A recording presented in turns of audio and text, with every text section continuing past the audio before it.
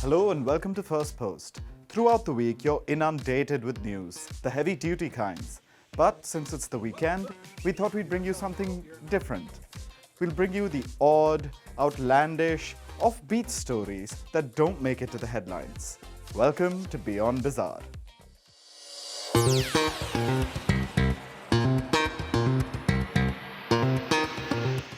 Our first story is about a horse, but not just any old horse.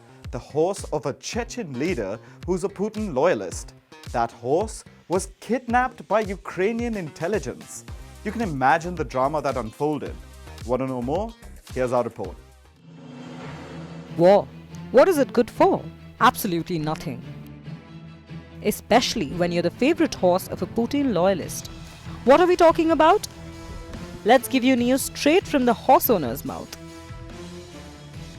We are talking about a Chechen leader named Ramzan Kadyrov. He has accused the Ukrainian intelligence of kidnapping his favorite stallion, a 16-year-old English thoroughbred named Zazu. He was a well-known stallion in the world of horse racing, but things kind of went south after he met Kadyrov.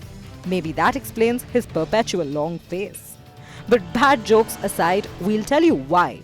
The horse was acquired by Kadyrov in 2012, but since 2014, he has been under arrest, along with Kadyrov's other European assets, a result of EU sanctions imposed on the Chechen leader for his alleged role in human rights abuses. Now, these sanctions prevented Zazu from competing, and he was effectively locked up inside Czech stables, along with his other horse buddies who were also under arrest. But if such chaos wasn't enough, the horse was then allegedly kidnapped, stolen for ransom, from a stable in a Czech village. Kadyrov said he was approached by Ukrainian intelligence services after the kidnapping. They offered the horse to him, but in exchange for $18,000. Kadyrov said it was mere pennies for his prized horse. But despite practically living on high horse, the Chechen leader did not pay the Ukrainian side. Instead, his associates simply took the horse. His justification? Ukraine intelligence's horse thieves are good, but their negotiators, not so much. Now Zazu has reunited with his master, and Kadyrov seems quite happy. Why wouldn't he be? After all, he got his main man back. Pardon the pun.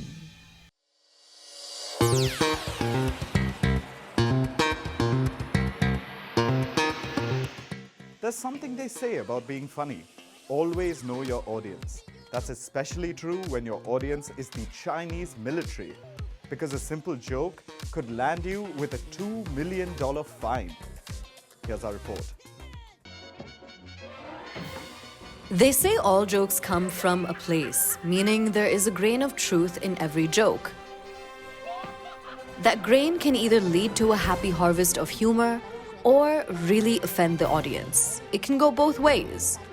The problem is, when said audience is the Chinese government, the scales usually tip towards the latter, because the Chinese censorship laws are no joke. So comedy can have tragic consequences, and there is a heavy price to pay, literally.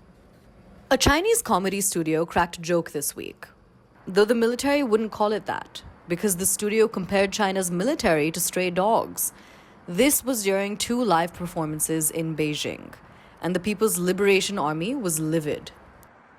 They issued a statement, said the joke had vile societal impact, that it severely insulted China's army, and here is a direct quote from the statement.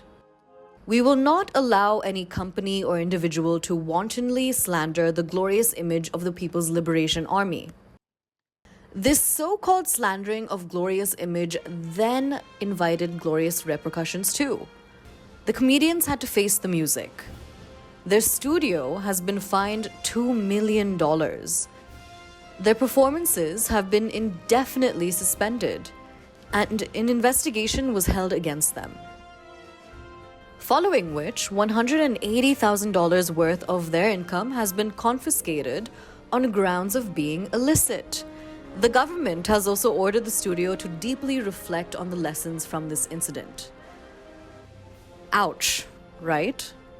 But if China's military thinks theirs is an original strategy, they are wrong. This is typical strict parent behavior. Ask any Asian kid.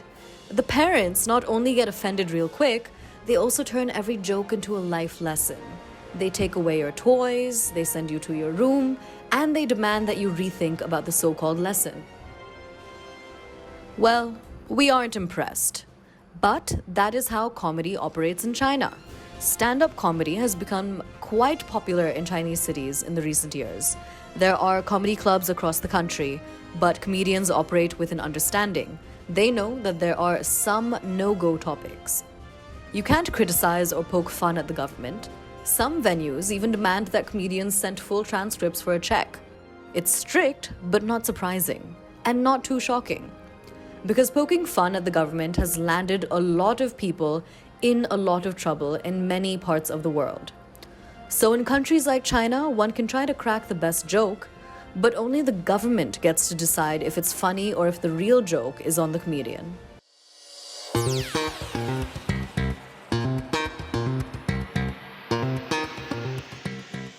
What do you think are the ingredients of spaghetti? Tomatoes, onions, some herbs and spices. But what about human knees? Yes, human knees in spaghetti. Talk about spaghetti bolognese, am I right? Now let's talk about spaghetti bolognese. As cringy as that sounds, no, this mispronunciation isn't a mistake. Because a woman has literally put the knees in bolognese. We're talking about Paula Gonu. She's a Spanish social media influencer and she recently ate her heart out. Wait, correction, she ate her knee out. We get it, enough with the suspense. Let's get to the spaghetti. Gonu recently underwent surgery following an injury. It was a knee operation which, by the way, she witnessed in real time on a screen. She opted for local anesthetic because she wanted to watch the operation live. After the surgery, the doctor asked if she wanted to take her meniscus home. Meniscus is a piece of tough rubbery cartilage in the leg. And guess what her response was? She said yes to the meniscus and took the macabre memento home. But it wasn't enough for her to keep the serial killer-esque trophy with her. She wanted it to be a part of her body again. Seriously, she wanted to put this cartilage back in her body. And she did. She really put her knee where her mouth is. So she added the meniscus to spaghetti bolognese she was cooking and ate it. Now when you look up recipes for this dish, no one really tells you that your knee is the secret ingredient. Well, obviously because it isn't. It is definitely not an ingredient. And putting it in the dish has been the opposite of a secret. Gonu is an influencer, so she did what you would expect an influencer to do. She posted about this. It repulsed most of the viewers and there was complete shock and disgust. Many called it self-cannibalism. While there are others who are intrigued.